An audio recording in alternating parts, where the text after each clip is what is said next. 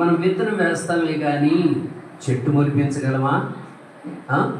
సైన్స్లో 10th class చదివే 10th క్లాస్లో ఫస్ట్ లెసన్లో న్యూట్రిషన్ లెసన్లో లాస్ట్లో ఒక మాట ఏమని రాసిందంటే, man with all his knowledge and technical skill cannot make a leaf which is like a food preparing machine, food factory.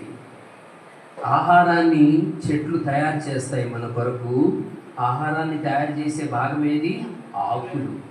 ఈ ఆకుల్లోనే ఫోటోసింథసిస్ జరుగుతుంది. కనుక ఆ ఆకులు మనం చేతితో పెట్టుకొని తుంచేస్తుంటాం, కానీ ఆ ఆకుల్లో ఎంతటి మెకానిజం ఉంది అంటే మనం ఆహారం తయారు చేస్తుంది. మానవుడు ఎంత జ్ఞానం ఉపయోగించినప్పటికీ, మానవుడు ఎంత తెలివితేటలు ఉపయోగించినప్పటికీ ఆకు లాంటి ఒక చిన్న భాగాన్ని, చిన్న మెషిన్ని తయారు చేయలేకపోయాడు. ఆహారాన్ని తయారు చేసే మెషిన్ మానవుడు ఇంతవరకు ఎప్పుడు కూడా కనిపెట్టలేదు. ఎన్నో లక్షల మంది సైంటిస్టులు ఉన్నారు. కనుక దేవుడు మనకు సమస్తం అనుగ్రహించేవాడు కనుక మన మీద ఆయనకి సర్వ హక్కులు ఉన్నాయి. కనుక మనం ఆయన మనం ఎలా సేవించాలి?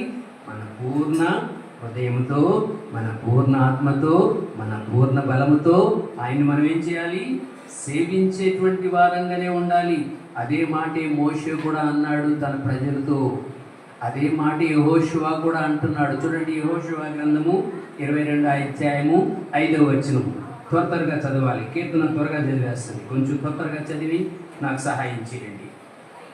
అయితే మీ పూర్ణ హృదయంతోనూ, మీ పూర్ణ ఆత్మతోనూ మీ దేవుడైన యెహోవాను ప్రేమించుచు ఆయన మార్గములన్నిటిలోనూ నడుచుకొనుచు ఆయన ఆజ్ఞలను గైకొనుచు ఆయన్ను హత్తుకొని ఆయన్ని సేవించుచు చాలన్నాను.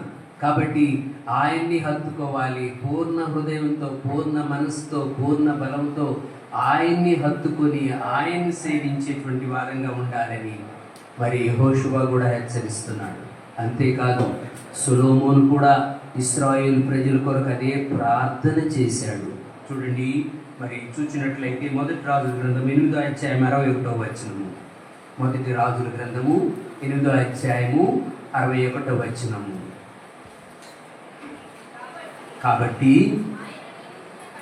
ఆయన నియమించిన కట్టడలను అనుసరించి నడుచుకొనుటకు ఈ దినముందున్నట్లు ఆయన చేసే నిర్ణయములను చేకొనుటకు మీ హృదయము మీ దేవుడైన యెహోవా విషయమై సర్వసిద్ధముగా నుండును గాక. కాబట్టి ఏమని ప్రార్థన చేస్తున్నాడు? మీరు ఆయన్ని సేవించే వారంగా ఉండాలి. మీ హృదయములతో ఆయన్ను మనకి కనపరిచేటువంటి వారుగా ఉండాలి. దావీదు మహారాజు కూడా అనేకమైన కీర్తనల్లో అదే విషయాన్ని రాస్తున్నాడు. అంతేకాదు క్రొత్త నిబంధన రాసినటువంటి వారు కూడా అదే విషయాన్ని మనకు తెలియపరిచే వారుగా ఉంటున్నారు. అంతేకాదు మరి మనం నడక అనగా మనం ఏం చేస్తున్నాం? మన ప్రవర్తన నేను చెప్పాను కదా. మనం నడిచేటప్పుడు, మనం చిన్న బిడ్డలుగా ఉండేటప్పుడు నడవలేము, అవునా కదా? పుట్టిన తర్వాత 3 నెలలకి ఏమవుతాడు? బోళ్ళ పడతాడు, అవునా? 3 నెలలకు బోళ్ళ పడిన తర్వాత 6 నెలలకి ఆ బిడ్డ కూర్చుంటుంది.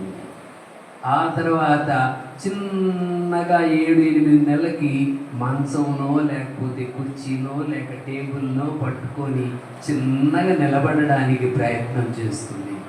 ఆ తర్వాత మొట్టమొదటి అడుగు ఏది పట్టుకోకుండా వేసింది నీకు గుర్తులేదు. గుర్తుంది నీకు?